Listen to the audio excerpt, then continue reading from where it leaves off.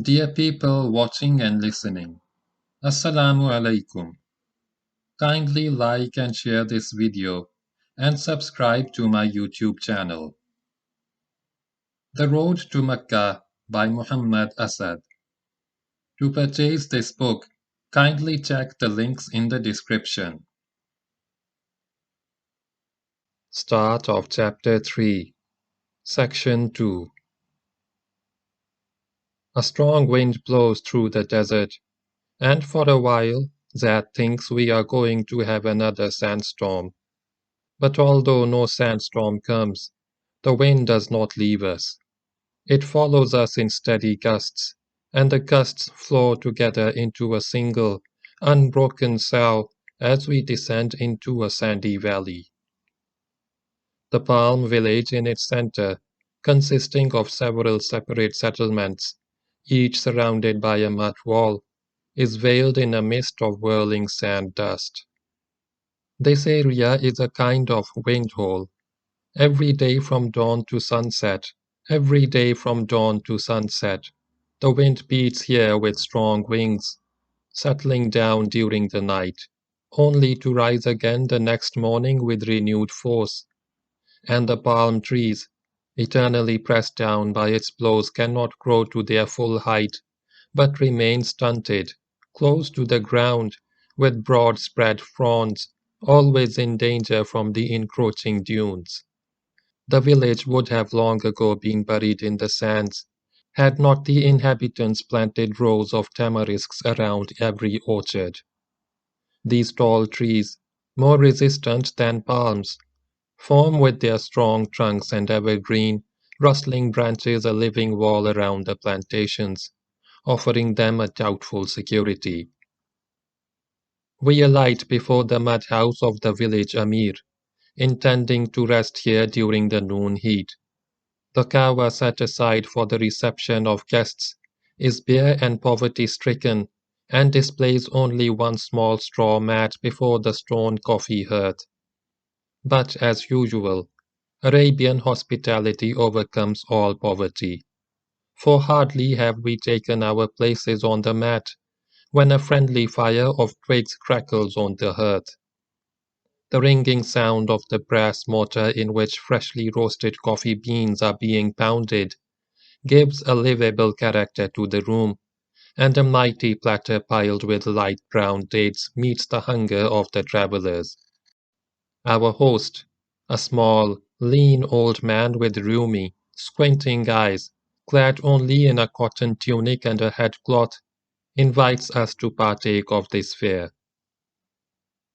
May God give you life. This house is your house. Eat in the name of God. This is all we have. And he makes an apologetic gesture with his hand, a single movement in which the whole weight of his fate is expressed, with that artless power of evocation so peculiar to people who live close to their instincts. But the dates are not bad. Eat, O wayfarers, of what we can offer you. The dates are really among the best I have ever eaten, and the host is obviously pleased by our hunger, which he can satisfy. And he goes on. The wind, it makes our life hard. But that is God's will. The wind destroys our plantations. We must always struggle to keep them from being covered by sand. It has not always been thus. In earlier times there was not so much wind here, and the village was big and rich. Now it has grown small. Many of our young men are going away, for not everyone can bear such a life. The sands are closing in on us day by day. Soon there will be no room left for the palms. This wind. But we do not complain. As you know, the Prophet, may God bless him, told us, God says, revile not destiny, for behold, I am destiny. I must have started, for the old man stops speaking and looks at me attentively.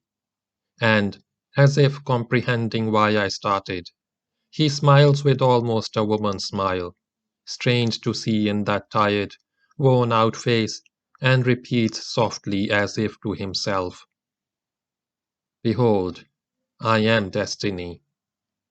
And in the nod with which he accompanies his words lies a proud, silent acceptance of his own place in life. And never have I seen, even in happy people, a yes to reality expressed with so much quiet and sureness.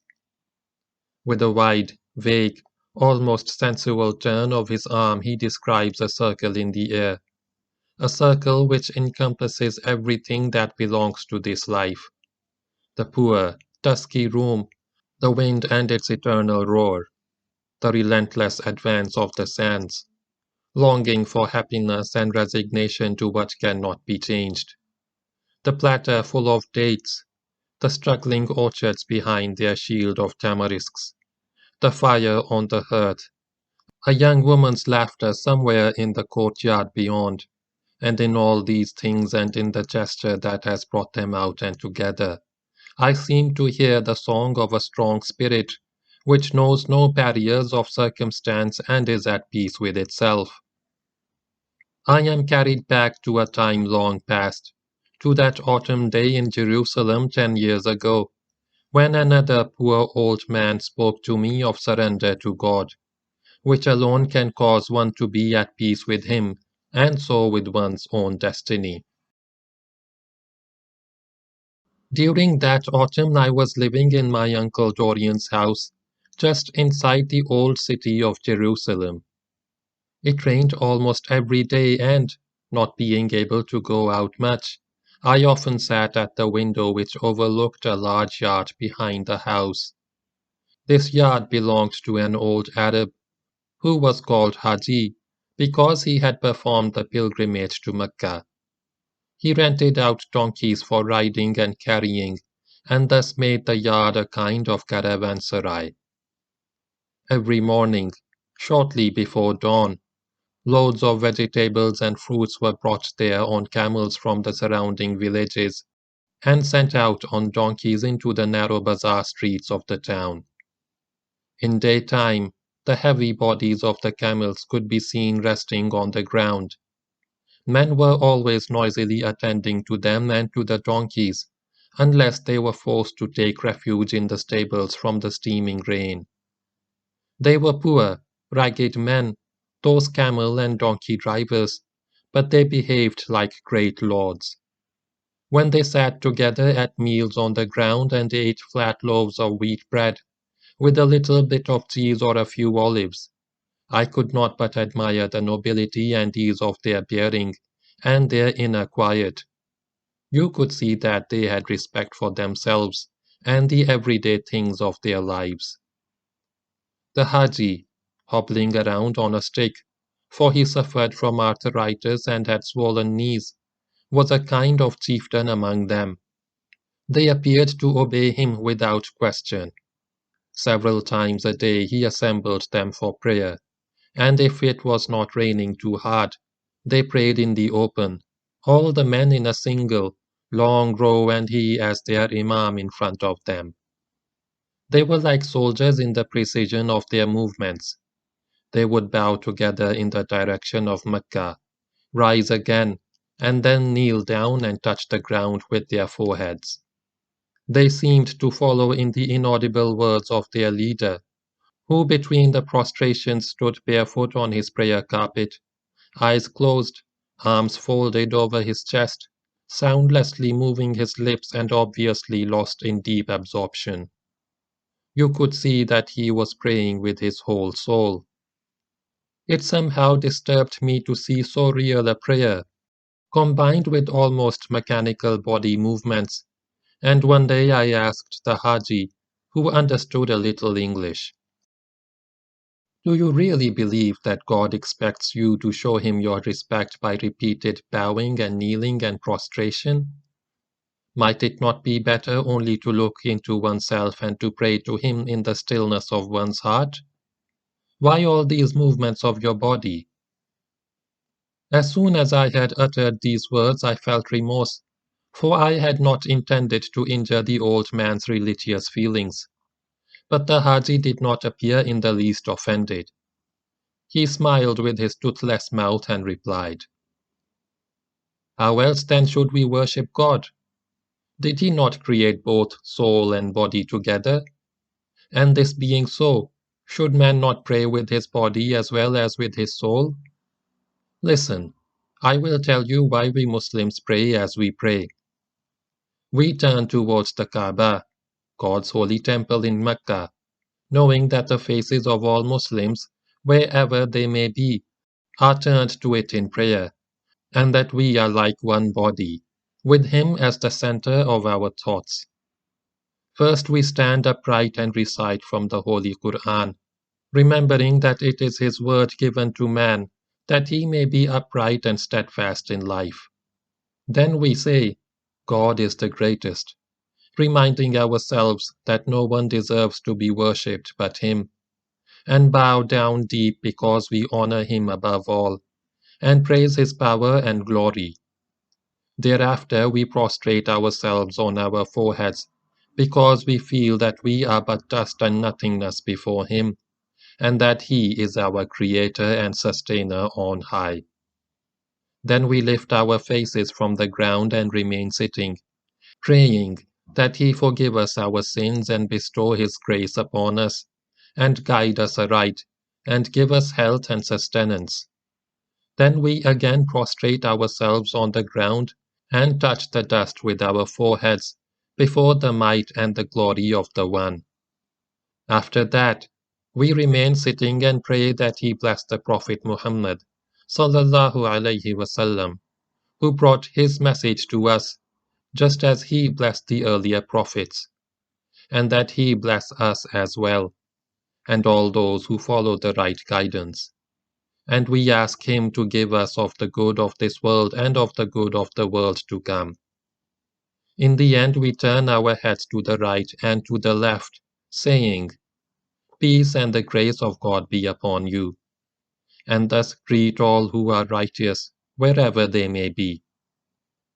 It was thus that our Prophet sallallahu alaihi wasallam used to pray and taught his followers to pray for all times, so that they might willingly surrender themselves to God, which is what Islam means, and so be at peace with Him and with their own destiny.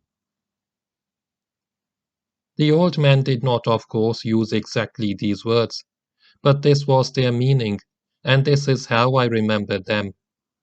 Years later, I realized that with his simple explanation, the Haji had opened to me the first door to Islam. But even then, long before any thought that Islam might become my own faith entered my mind, I began to feel an unwonted humility whenever I saw, as I often did, a man standing barefoot on his prayer rug, or on a straw mat, or on the bare earth, with his arms folded over his chest and his head lowered, entirely submerged within himself, oblivious of what was going on around him, whether it was in a mosque or on the sidewalk of a busy street, a man at peace with himself. The Arab stone house of which Dorian had written was really delightful. It stood on the fringe of the old city near the Jaffa Gate. Its wide, high-ceilinged rooms seemed to be saturated with memories of the patrician life that had passed through them in earlier generations, and the walls reverberated with the living presence surging into them from the bazaar nearby, sights and sounds and smells that were unlikely anything I had experienced before. Far from the roof terrace, I could see the sharply outlined area of the old city, with its network of irregular streets and alleys carved in stone. At the other end, seemingly near in its mighty expanse, was the site of Solomon's temple, the Al-Aqsa Mosque, the most sacred after those of Mecca and Medina, stood on its farthest rim, and the dome of the rock in the center. Beyond it the old city walls fell off toward the valley of Kidron, and beyond the valley grew softly rounded barren hills, their slopes thinly spotted with olive trees. Toward the east there was a little more fertility, and you could see there a garden sloping down toward the road, dark green, hedged in by walls. The Garden of Gethsemane. From its midst shone the olive trees and cypresses, the golden, onion-shaped domes of the Russian church. Like an oscillating brew from an alchemist's retort, clear and nevertheless full of 1,000 undefinable colors beyond words, beyond even the grasp of thought. Thus you could see from the Mount of Olives, the valley of the Jordan and the Dead Sea.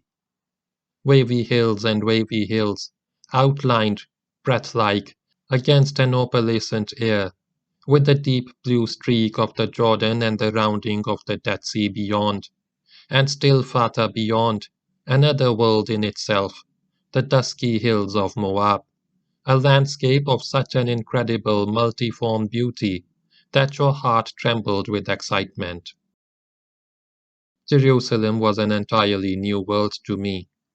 There were historic memories seeping from every corner of the ancient city, streets that had heard Isaiah preach, cobblestones over which Christ had walked, walls that had been old when the heavy step of Roman legionnaires echoed from them, arches over doorways that bore inscriptions of Saladin's time. There was the deep blue of the skies, which might not have been unfamiliar to someone who knew other Mediterranean countries. But to me, who had grown up in a far less friendly climate, this blueness was like a call and a promise.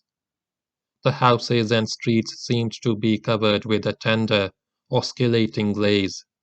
The people were full of spontaneous movement and grand of gesture. The people, that is the Arabs, for it was they who from the very beginning impressed themselves on my consciousness as the people of the land, people who had grown out of its soil and its history, and were one with the surrounding air. Their garments were colorful and of a biblical sweep of drapery, and each of them, fellah or Bedouin, for you could often see Bedouins who came to town to buy or sell their goods, wore them in a manner quite his own, ever so slightly different from the others, as if he had invented a personal fashion on the spur of the moment.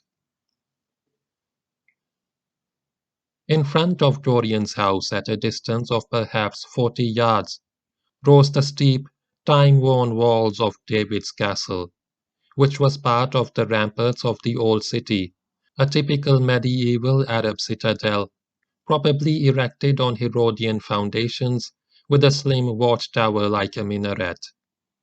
Although it has no direct connection with King David, the Jews have always called it after him because here, on Mount Zion, the old royal palace is said to have stood. On the old city side there was a low, broad tower, through which the gateway went, and a bridge of stone arched across the old moat to the gate. That arched bridge was apparently a customary place of rendezvous for Bedouins when they had occasion to come into the city. One day I noticed a tall Bedouin standing there without motion, silhouetted against the silver-grey sky like a figure from an old legend. His face, with sharp cheekbones framed in a short red-brown beard, bore an expression of deep gravity. It was sombre, as if he expected something and yet did not feel expectant. His wide brown and white striped cloak was worn and tattered, and the fanciful idea came to me, I do not know why, that it had been worn out in many months of danger and flight. Was he, perhaps, one of that handful of warriors who had accompanied young David on his flight from the dark jealousy of Saul his king? Perhaps David was asleep just now, hiding somewhere in a cave in the Judean hills, and this man here, this faithful and brave friend, had stealthily come with a companion into the royal city to find out how Saul felt about their leader and whether it was safe for him to return. And now this friend of David was waiting here for his comrade, full of dark forebodings. It was now good news that they would bring David. Suddenly the Bedouin moved, started walking down the ramp, and my dream fantasy broke. And then I remembered with a start, this man was an Arab, while those others, those figures of the Bible, were Hebrews. But my astonishment was only of a moment's duration, for all at once I knew, with that clarity which sometimes bursts within us like lightning, and lights up the world for the length of a heartbeat, that David and David's time, like Abraham and Abraham's time, were closer to their Arabian roots, and so to the Bedouin of today, than to the Jew of today, who claims to be their descendant. I often sat on the stone balustrade below the Jaffa gate and watched the throng of people going into or coming out of the old city. Here they rubbed against each other, jostled one another, Arab and Jew, all possible variations of both. There were the strong-boned fellahin with their white or brown headcloths or orange-colored turbans. There were Bedouins with sharp, clear-cut, and almost without exception, lean faces wearing their cloaks in a strangely self-confident manner, frequently with hands on hips and elbows wide apart, as if they took it for granted that everyone would make way for them. There were peasant women in black or blue calico dresses embroidered in white across the bosom, often carrying baskets on their heads, and moving with a supple, easy grace. Seen from behind, many a woman of 60 could be taken for a young girl. Their eyes also seemed to remain clear and untouched by age, unless they happened to be affected by trachoma, that evil Egyptian eye disease which is the curse of all countries east of the Mediterranean. And there were the Jews, indigenous Jews, wearing a tarbush and a wide, voluminous cloak, in their facial type strongly resembling the Arabs. Jews from Poland and Russia, who seemed to carry with them so much of the smallness and narrowness of their past lives in Europe, that it was surprising to think they claimed to be of the same stock as the proud Jew from Morocco or Tunisia in his white burnous. But although the European Jews were so obviously out of all harmony with the picture that surrounded them, it was they who set the tone of Jewish life and politics, and thus seemed to be responsible for the almost visible friction between Jews and Arabs. What did the average European know of the Arabs in those days? Practically nothing.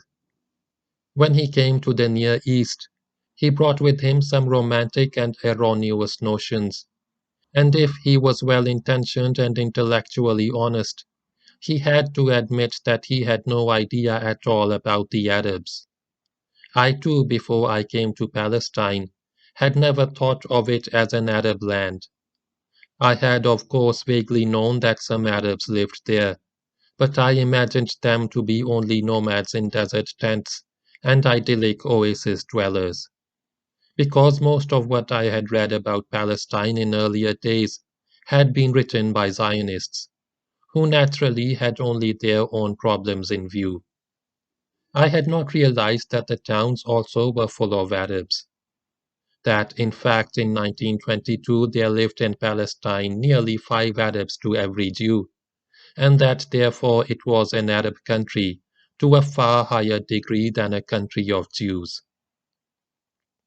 When I remarked on this to Mr. Usishkin, chairman of the Zionist Committee of Action, whom I met during that time, I had the impression that the Zionists were not inclined to give much consideration to the fact of Arab majority, nor did they seem to attribute any real importance to the Arabs' opposition to Zionism.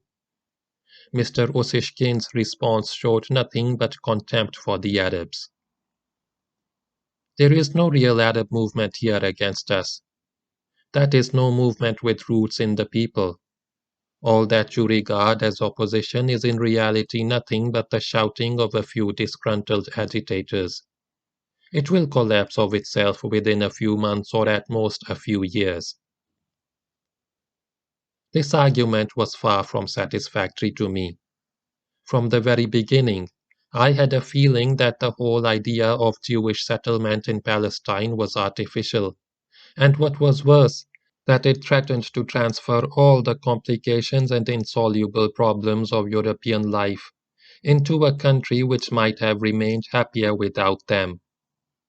The Jews were not really coming to it as one returns to one's homeland. They were rather bent on making it into a homeland conceived on European patterns and with European aims.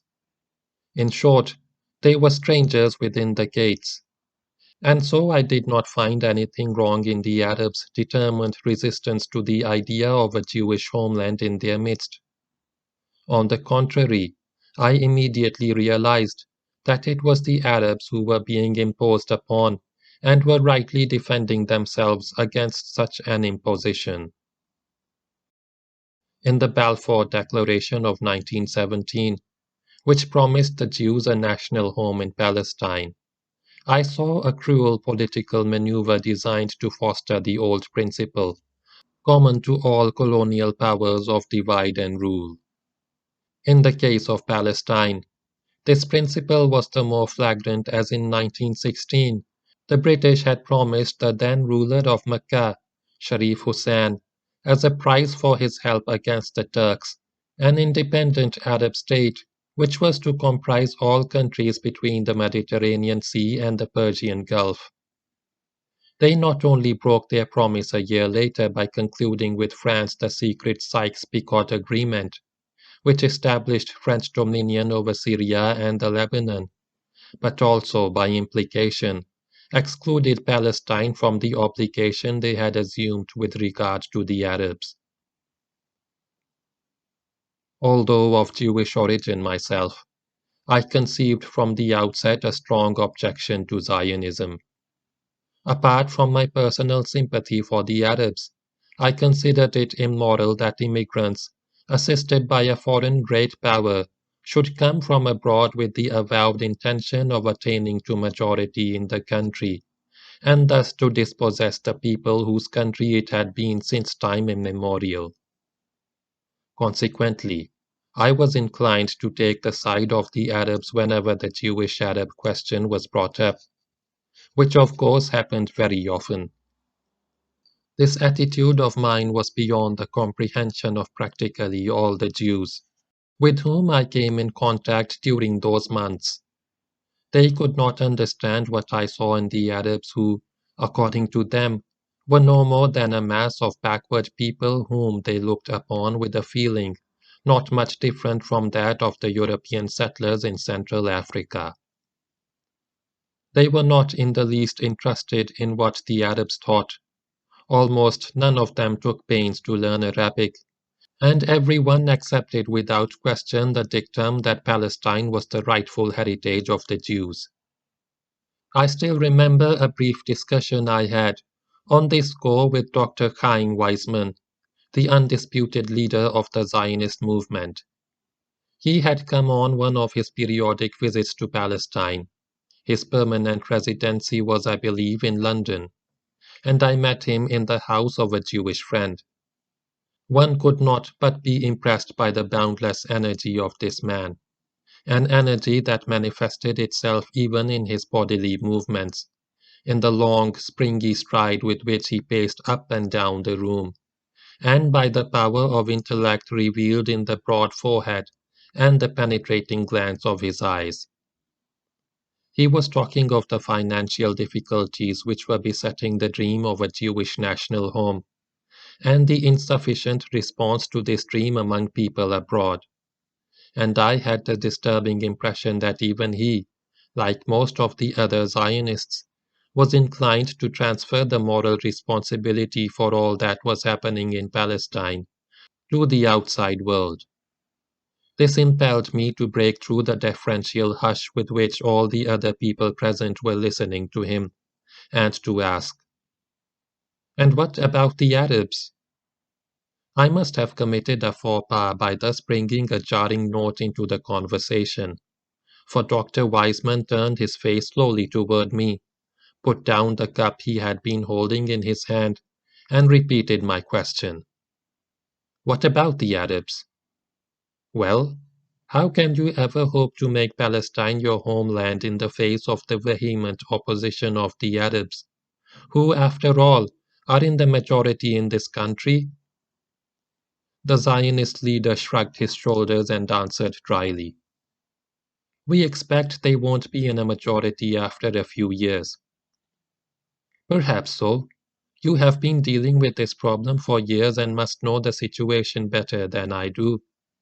But quite apart from the political difficulties which Arab opposition may or may not put in your way, does not the moral aspect of the question ever bother you? Don't you think that it is wrong on your part to displace the people who have always lived in this country? But it is our country, replied Dr. Wiseman, raising his eyebrows. We are doing no more than taking back what we have been wrongly deprived of. But you have been away from Palestine for nearly 2,000 years. Before that, you had ruled this country, and hardly ever the whole of it for less than 500 years. Don't you think that the Arabs could, with equal justification, demand Spain for themselves? For after all, they held sway in Spain for nearly 700 years and lost it entirely only 500 years ago.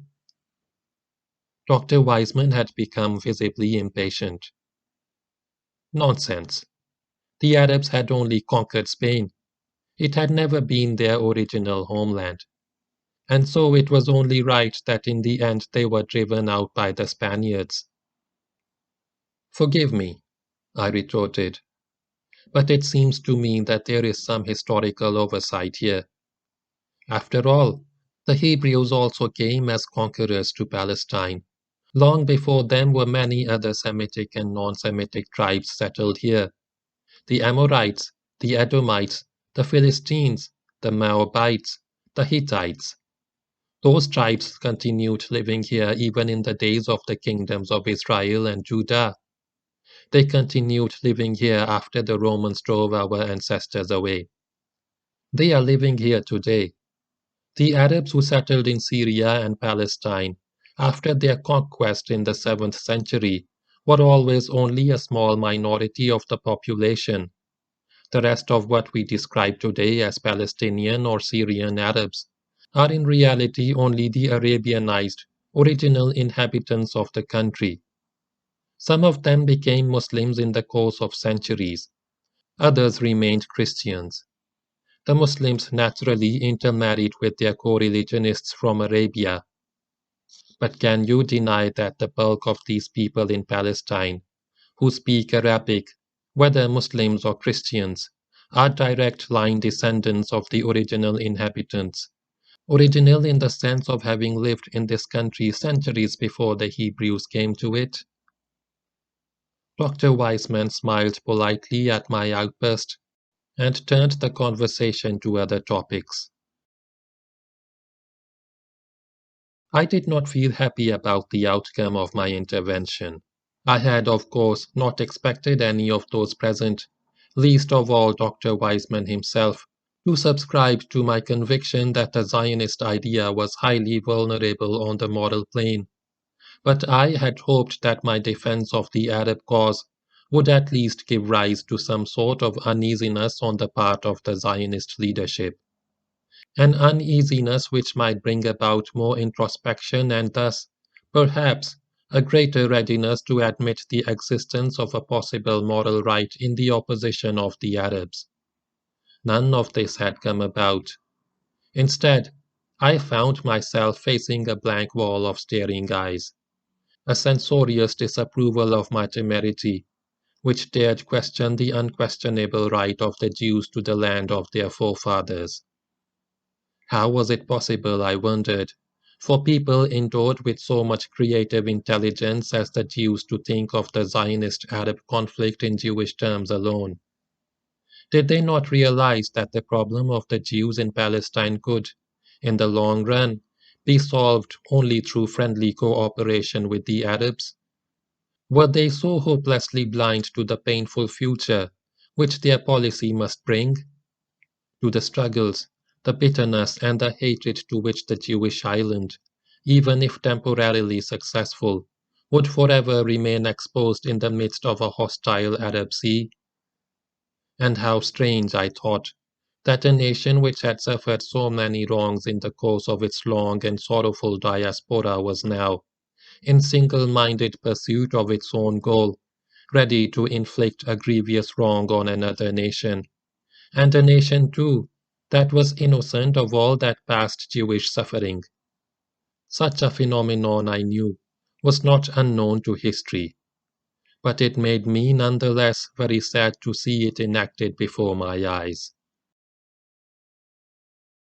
By that time, my absorption in the political scene in Palestine was grounded, not merely in my sympathy for the Arabs and my worry about the Zionist experiment, but also in a revival of my journalistic interests. For I had become a special correspondent of the Frankfurter Zeitung, then one of the most outstanding newspapers in Europe. This connection had come about almost by accident. One evening, while sorting out old papers which were cluttering up one of my suitcases, I found the press card issued to me a year before in Berlin as a representative of the United Telegraph. I was about to tear it up when Dorian grabbed my hand and jokingly exclaimed, "Don't! If you present this card at the office of the High Commissioner, you will receive a few days later an invitation to lunch at Government House.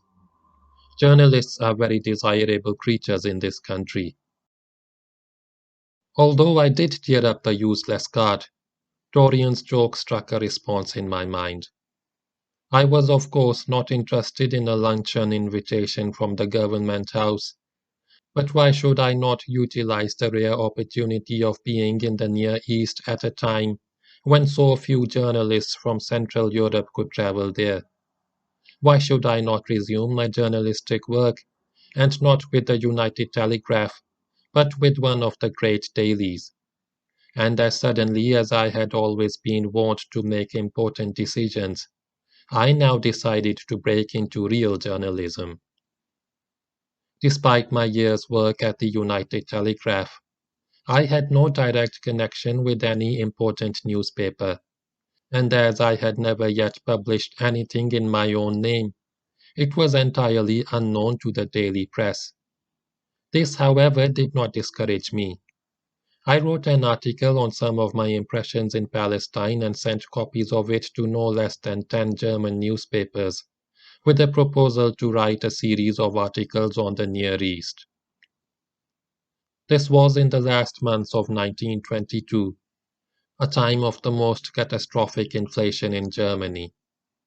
The German press was hard but to survive, and only a very few newspapers could afford to pay foreign correspondents in hard currency. And so it was not in the least surprising that one after another of the 10 newspapers to which I had sent the sample article replied in more or less political terms of refusal. Only one of the 10 accepted my suggestions, and apparently impressed by what I had written, appointed me its roving special correspondent in the Near East, enclosing in addition a contract for a book to be written on my return. That one newspaper was the Frankfurter Zeitung. I was almost bowled over when I saw that I had not merely succeeded in establishing a connection with a newspaper, and what a newspaper, but had the first stroke achieved a status that might be envied by many an old journalist. There was, of course, a snag in it. Owing to the inflation, the Frankfurter Zeitung could not pay me in hard currency. The remuneration which they apologetically offered me was in terms of German marks, and I knew as well as they did that it would hardly suffice to pay for the stamps on the envelopes which would contain my articles. But to be special correspondents of the Frankfurter Zeitung was a distinction that by far outweighed the temporary handicap of not being paid for it. I began to write articles on Palestine, hoping that sooner or later some lucky twist of fortune would enable me to travel all over the Near East. I now had many friends in Palestine, both Jews and Arabs, The Zionists, it is true, looked upon me with some sort of puzzled suspicion, because of the sympathy for the Arabs which was so apparent in my dispatches to the Frankfurter Zeitung. Evidently they could not make up their minds whether I had been brought up by the Arabs, for in Zionist Palestine people had become accustomed to explain almost every happening in terms of money, or whether I was simply a freakish intellectual in love with the exotic. But not all Jews living in Palestine at that time were Zionists. Some of them had come there not in pursuit of a political aim, but out of a religious longing for the Holy Land and its biblical associations. To this group belonged my Dutch friend Jacob de Haan, a small, plump, blond-bearded man in his early 40s, who had formerly taught law at one of the leading universities in Holland, and was now special correspondent of the Amsterdam Handelsblad and the London Daily Express.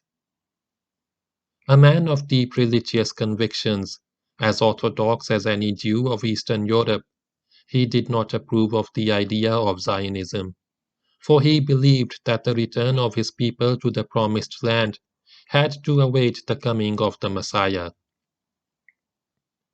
We Jews, he said to me on more than one occasion, were driven away from the Holy Land and scattered all over the world, because we had fallen short of the task God had conferred upon us. We had been chosen by him to preach his word, but in our stubborn pride, we began to believe that he had made us a chosen nation for our own sakes, and thus we betrayed him. Now nothing remains for us but to repent and to cleanse our hearts, and when we become worthy once again to be the hearers of his message, he will send a Messiah to lead his servants back to the Promised Land. But, I asked, does not this messianic idea underlie the Zionist movement as well? You know that I do not approve of it, but is it not a natural desire of every people to have a national home of its own? Dr. de Haan looked at me quizzically. Do you think that history is but a series of accidents? I don't. It was not without a purpose that God made us lose our land and dispersed us. But the Zionists do not want to admit this to themselves. They suffer from the same spiritual blindness that caused our downfall. The 2,000 years of Jewish exile and unhappiness have taught them nothing.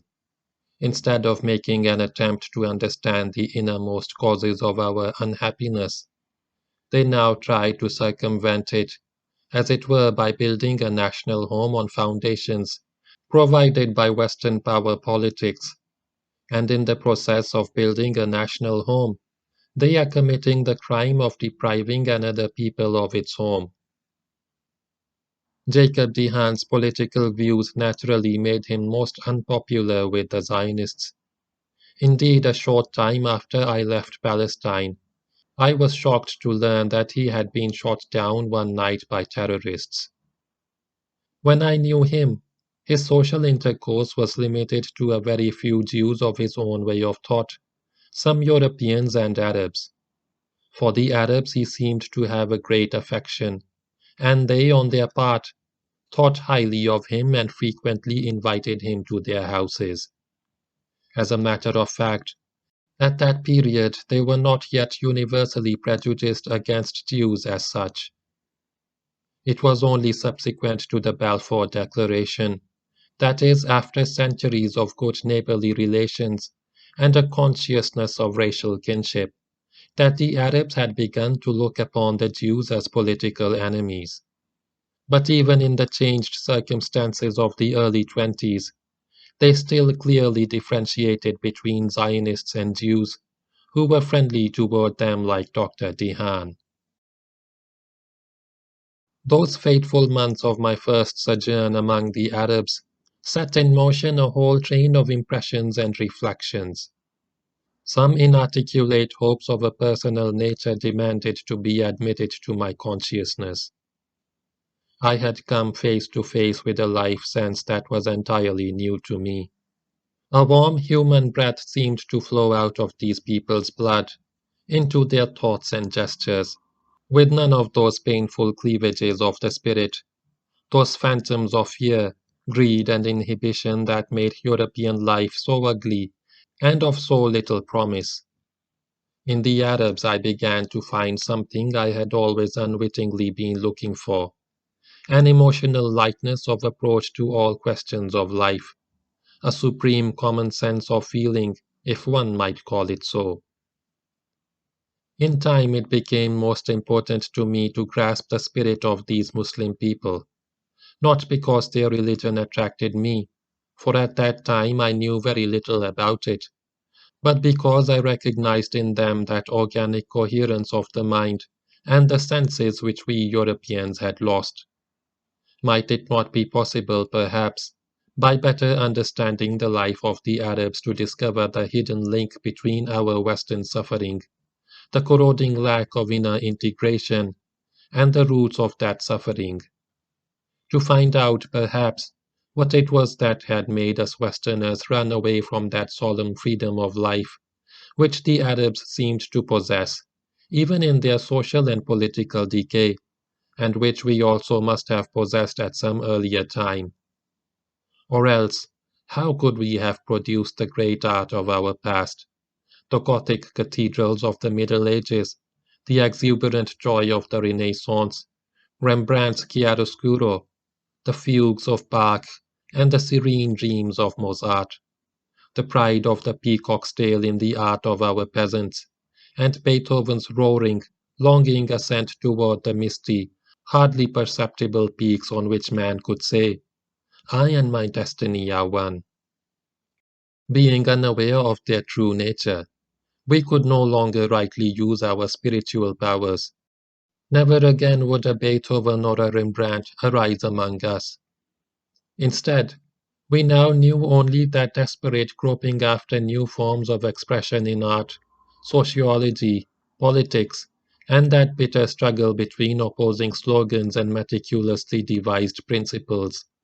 And all our machines and skyscrapers could do nothing to restore the broken wholeness of our souls. And yet, was that lost spiritual glory of Europe's past really lost forever? Was it not possible to recover something of it by finding out what was wrong with us? And what at first had been hardly more than a sympathy for the political aims of the Arabs, the outward appearance of Arabian life, and the emotional security I perceived in its people, imperceptibly changed into something resembling a personal quest. I became increasingly aware of an absorbing desire to know what it was that lay at the root of this emotional security and made Arab life so different from the European, and that desire seemed to be mysteriously bound up with my own innermost problems. I began to look for openings that would give me a better insight into the character of the Arabs, into the ideas that had shaped them and made them spiritually so different from the Europeans. I began to read intensively about their history, culture, and religion, and in the urge I felt to discover what it was that moved their hearts and filled their minds, and gave them direction, I seemed to sense an urge to discover some hidden forces that moved myself, and filled me, and promised to give me direction. End of section 2 of chapter 3.